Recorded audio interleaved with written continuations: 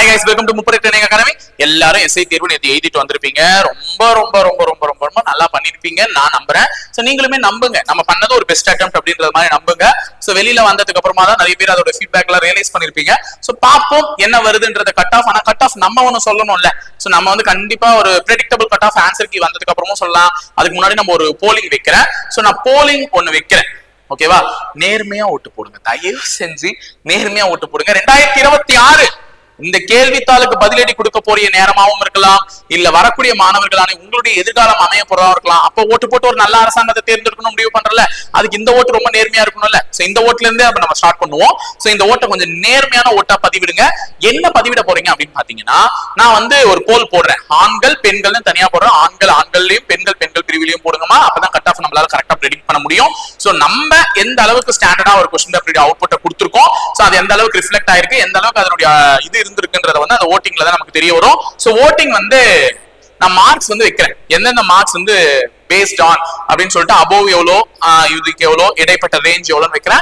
அந்த ரேஞ்சஸ் கரெக்டா மார்க்குங்க. உங்க மார்க் 50ல இருந்து 52க்குள்ள இருந்தா அதை மார்க் பண்ணு, 58ல இருந்து 57க்குள்ள இருந்தா அதை மார்க் பண்ணு, 60க்கு மேலனா அதை மார்க் பண்ணு, 65க்கும் மேலனா அதை மார்க் பண்ணு. சோ இந்த மாதிரி மார்க் பண்றதன் மூலமா தான் நம்ம கரெக்டான ஒரு ப்ரெடிக்ஷனுக்கு என்ன பண்ண முடியும் பாத்தீங்கன்னா வர முடியும். கிட்டத்தட்ட 1200க்கும் மேற்பட்ட வேகன்சி அடங்கிய இந்த எஸ்ஐ வந்து உங்களுடைய வாழ்க்கையில ஒரு பெரிய கதவை ஓபன் பண்ணணும்.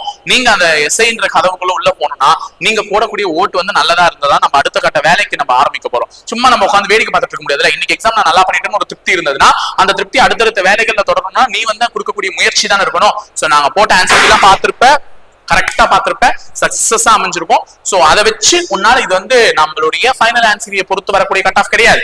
இது வந்து நம்ம கொடுத்த ஆன்சருக்கு மார்க் கவுண்டிங் தான் உன்னுடைய கொஸ்டின் பேப்பர் கவுண்டிங்.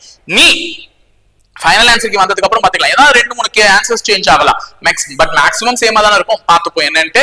நீயும் என்னென்னலாம் கொஸ்டினுக்கான டவுட்ஸ் இருக்கு சார், எனக்கு இந்த கொஸ்டின் நம்பர் டவுட் இருக்கு சார், எனக்கு இந்த கொஸ்டின் நம்பர் கரெக்டா இல்ல சார் அப்படின்னு சொல்றீங்க, அதெல்லாம் கூட கமெண்ட் பண்ணி நாங்க பாத்துக்கலாம். சோ நான் மறக்காம தயவு செஞ்சு போலிங்க மட்டும் கரெக்டா போடுங்க. நான் மறுபடியும் சொல்றது, இதுக்கு கீழே கமெண்ட்ல சொல்லாதுங்க.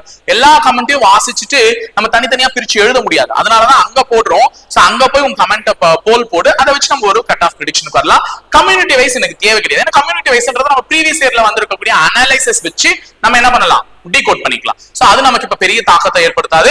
நமக்கு தேவை நம்ம மார்க்ஸ் தான். அந்த மார்க்ஸ் கரெக்டா போடுங்க, பாத்துப்போம். ஓகேங்களா? சோ யாரும் பயப்படாதீங்க. அடுத்த கட்ட வேலையில கொஞ்சம் எங்கேஜ் ஆகுங்க, பாத்துப்போம் என்ன நடந்தாலும். சரிங்களா? சோ எல்லாருக்கும் எஸ்எஸ்சி ஜிடி இருக்கு, அதை அப்ளை பண்ணுங்க. மார்க் குறைவா வருதுன்ற ஃபீல் பண்றவங்க, நல்ல மார்க் ஓரளவுக்கு வந்திருக்குன்றவங்க பிசிக்கல் ஸ்டார்ட் பண்ணுங்க இப்பத்துல இருந்தே. எதுவா இருந்தாலும் பாத்துப்போம். ஓகேங்களா? பிசி இருக்கு, பிசில பிசிக்கல் பண்ணணும், நிறைய வேலை இருக்குல்ல. சோ சோர்ந்து போய் உட்காந்துடலாமா? உட்காராதீங்க, வேலையை பாருங்க. இணைந்திருங்கள், தொடர்ந்து பயணிப்போம். முப்படை பயிற்சி மையத்தோட. நன்றி, வணக்கம்.